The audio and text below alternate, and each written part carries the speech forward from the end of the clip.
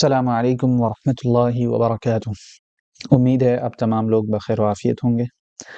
ہم لوگوں کا سبق اسماء مبنیہ کے متعلق چل رہا ہے، اور گزشتہ کل ہم لوگوں نے بعض اسماء مبنیہ کے بارے میں جانا، جس میں سے مز اور منزو، اور اسی طرح کیفہ، ایانہ اور متا تھا۔ آج ہم لوگ بعض مزید اسماء مبنیہ کے بارے میں جانیں گے۔ دیکھیے میرے منہ سے بار بار حروف نکل رہا ہے، یہ غلط فہمی ہے، یہ حروف نہیں ہے، کیونکہ حروف اسم اور فعل سے الگ چیزیں ہوتی ہیں، اور یہاں جو ہم لوگ پڑھ رہے ہیں وہ اسماء مبنیہ ہیں، یعنی ایسے اسماء جن کے اخیر کی حالت تبدیل نہیں ہوتی ہے۔ اور یہاں اسماء مبنیہ میں سے ہم لوگ کون سا پڑھ رہے ہیں؟ اسماء ظرف پڑھ رہے ہیں، یعنی جو ظرف کا کام، یعنی ظرف کے معنی رکھتے ہیں۔ اور ظرف کے متعلق یہ بات پہلے آ چکی ہے کہ وہ یا تو زمان ہوتے ہیں، یعنی زمان کے لیے ہوتے ہیں، یا مکان کے لیے ہوتے ہیں، ٹائم کے لیے ہوتے ہیں، یا اسپیس کے لیے ہوتے ہیں۔ ٹھیک ہے، تو آج ہم لوگ اسماء مبنیہ میں سے بعض مزید پڑھیں گے۔ ان میں سے ہے ایک لدا و لدن۔ ٹھیک ہے، کیا؟ ظروف مبنیہ انہیں کہا جاتا ہے، لدا و لدن۔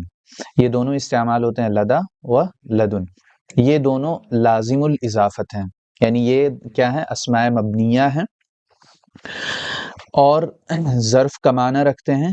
ظرف کون سا ہے؟ ظرف مکان ہے۔ کون سا ہے؟ مکان، یعنی اسپیس۔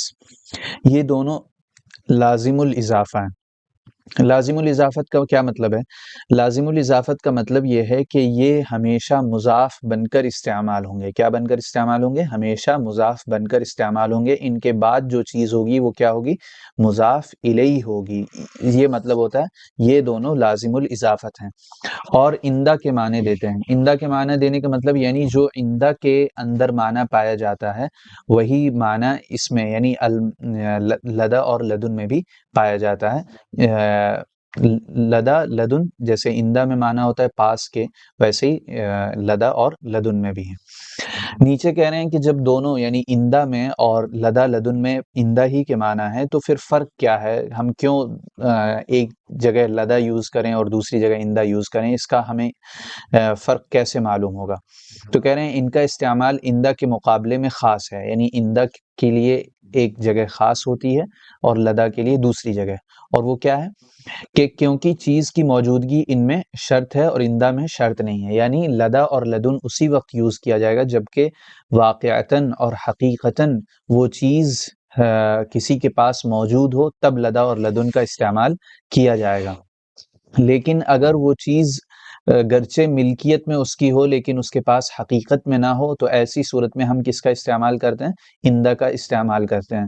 مثلا میرے پاس پیسے ہیں لیکن وہ بینک اکاؤنٹ میں ہیں، تو ایسی صورت میں عندہ کا یوز کر سکتے ہیں، لدا لدن کا یوز نہیں کر سکتے۔ لیکن اگر میرے پرس میں باقاعدہ ابھی پیسے ہیں تو ہم ایسی صورت میں لدا اور لدن کو استعمال کر سکتے ہیں۔ تو یہ وہ فرق ہے جو دونوں کے استعمال میں ملحوظ رکھنا چاہیے۔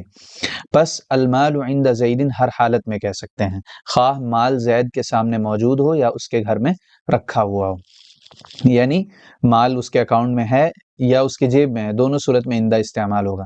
مگر المال لدى زید صرف اس وقت کہیں گے جبکہ مال زید کے سامنے موجود ہو، یعنی اس کے پاس موجود ہو، اس کے ہاتھ میں ہو، اس کی جیب میں ہو یا اس کے پاس ہو۔ ٹھیک ہے، تو لدا لدن عندہ ہی کے معنی میں آتے ہیں، لیکن دونوں کے درمیان ایک دقیق سا، ایک بہت ہی سٹل فرق ہے، اور وہ فرق کیا ہے کہ لدا اس وقت یوز کریں گے جبکہ واقعتاً وہ چیز اس کے پاس موجود ہو، اور عندہ اس وقت یوز کریں گے جبکہ چیز خواہ موجود ہو یا نہ موجود ہو۔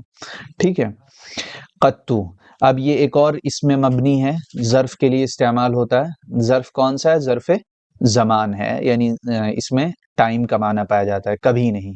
یہ کیا ہے؟ مبنی علی الضم ہے، یعنی اس کا جو اخیر والا تا حرف ہے اس پر ہمیشہ ضمہ ہوگا اور کوئی دوسری چیز نہیں آ سکتی، اسی کو ہم کیا کہتے ہیں؟ مبنی علی الضم۔ اور زمانہ ماضی منفی کے استغراق کے واسطے آتا ہے۔ دیکھیے دو معنی اس میں پائے جاتے ہیں، ایک تو یہ کہ یہ زمانے ماضی کے لیے یوز ہوتا ہے۔ کس کے لیے یوز ہوتا ہے؟ زمانے ماضی کے لیے یوز ہوتا ہے۔ اور دوسری چیز، یہ کبھی پازیٹیو معنی کے لیے نہیں یوز ہوتا ہے، بلکہ یہ نیگیٹو معنی یعنی منفی معنی کے لیے یوز ہوتا ہے.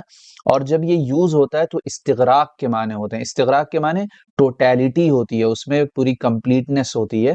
ایسا نہیں ہوتا جیسے ہم یہ کہیں کہ میں نے کبھی سیب نہیں چکھا، تو اب یہ جو کبھی کا لفظ ہے یہ سب سے پہلے تو یہ زمانے ماضی کے متعلق بتا رہا ہے. دوسری چیز یہ یعنی منفی کے سیاق میں یعنی نیگیٹو سینٹنس کے سیاق میں یوز ہو رہا ہے.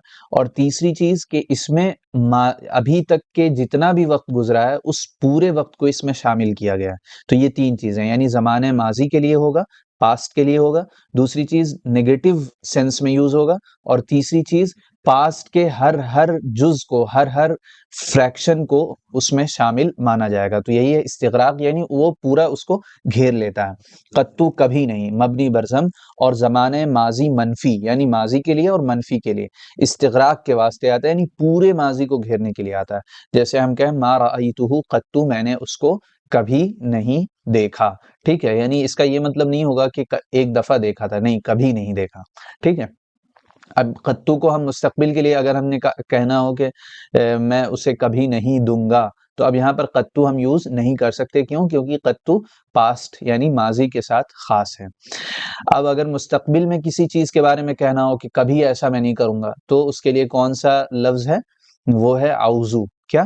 اعوذ. کبھی نہیں، ہرگز نہیں. یہ مستقبل کے لیے یوز ہوتا ہے. یہ بھی مبنی برضم ہے اور زمانے کے لیے آتا ہے یعنی ٹائم کے لیے آتا ہے، اور زمانے مستقبل منفی کے استغراق کے واسطے آتا ہے، یعنی یہ ماضی کے لیے نہیں آتا بلکہ مستقبل کے لیے آتا ہے. لیکن اس کے ساتھ بھی اس میں یہ شرط ہے قطو کی طرح کہ یہ منفی کے سیاق میں ہو یعنی نیگیٹو سینس میں بولا جا رہا ہو، اور استغراق ہو یعنی پورے مستقبل کو یہ گھیر لے گا. جیسے لا اعطیہ اعوذ، میں اسے کبھی یہ چیز نہیں دوں گا. تو منفی جملہ ہوا، مستقبل کے لیے ہوا، اور استغراق یعنی مستقبل فیوچر میں کبھی نہ دینے کا وعدہ کیا جا رہا ہے، یعنی میں یہ گناہ کبھی نہیں کروں گا. تو لا افعل او لا ارتکب هذه المعصیۃ اعوذ، یہ لفظ بسبب قطع. اب کہہ رہے ہیں کہ اس کے اخیر یعنی یہ مبنی علی الضم کیوں ہے؟ مبنی علی الضم کیوں ہے؟ تو اس کی ایک تعویل بتا رہے ہیں، اس کی ایک جسٹیفیکیشن دے رہے ہیں. وہ کہہ رہے ہیں کہ یہ لفظ بھی بسبب قطع اضافت، بسبب قطع اضافت. قطع اضافت کا کیا مطلب ہے؟ کہ یعنی وہ یہ لفظ کسی کی طرف کیا تھا؟ مضاف تھا، اس کا کوئی مضاف الیہ تھا. تو اس لفظ کو اس مضاف الیہ سے کیا کر دیا گیا؟ ہٹا دیا گیا ہے، اسے الگ کر دیا گیا. تو وہی کہہ رہے ہیں کہ اضافت کو کاٹ دینے کی وجہ سے یہ کیا ہے؟ مبنی علی الضم ہے، یعنی مبنی بر ضم ہے. اور اس کی مثال کیسے دے رہے ہیں؟ مثل اسماء جہات ستہ یعنی قبلو، بعدو، فوقو، تحتو. یہ سب میں بھی ہم نے کیا پڑھا تھا کہ اس کی 4 حالتیں ہوتی ہیں اعراب کی. اعراب کی 4 حالتیں ہوتی ہیں، اور چوتھی حالت کون سی ہوتی ہے؟ چوتھی حالت ہوتی ہے کہ جس میں مضاف الیہ کو لفظاً کیا؟ لفظاً حذف کر دیا جائے، لفظاً حذف کر دیا جائے، لیکن معنن اس کے معنی کو باقی مانا جائے. تو جب معنوی طور پر اس کے معنی کو یعنی قبل کے مضاف الیہ کے معنی کو ذہن و دماغ میں پوشیدہ مانا جاتا ہے اور لفظوں میں اس کے مضاف الیہ کو حذف کر دیا جاتا ہے، تو ایسی صورت میں قبل اور بعد اور جو بھی اسماء جہات ستہ ہیں وہ کیا ہوتے ہیں؟ مبنی علی الضم ہوتے ہیں. تو اسی طرح یہ بھی اعوذ بھی جو ہے یہ کیا ہے؟ مبنی علی الضم ہے. کیوں؟ کیونکہ اس کے مضاف الیہ سے اس کو کاٹ دیا گیا ہے، مضاف الیہ کو حذف کر دیا گیا ہے، لفظوں میں اس کا کوئی وجود نہیں ہے، لیکن اس لفظ کے معنی کو ذہن میں رکھا گیا ہے، لہٰذا اسے بھی کیا پڑھتے ہیں؟ مبنی علی الضم پڑھتے ہیں. یہ اس کے اعراب یعنی یہ اس کے ضمے کی ایک تعویل ہے. ٹھیک ہے، آج کے لیے اتنا ہے. انشاءاللہ آئندہ سبق جو کہ اس حصے کی آخری کڑی ہوگی اس میں پڑھیں گے. السلام علیکم ورحمۃ اللہ وبرکاتہ.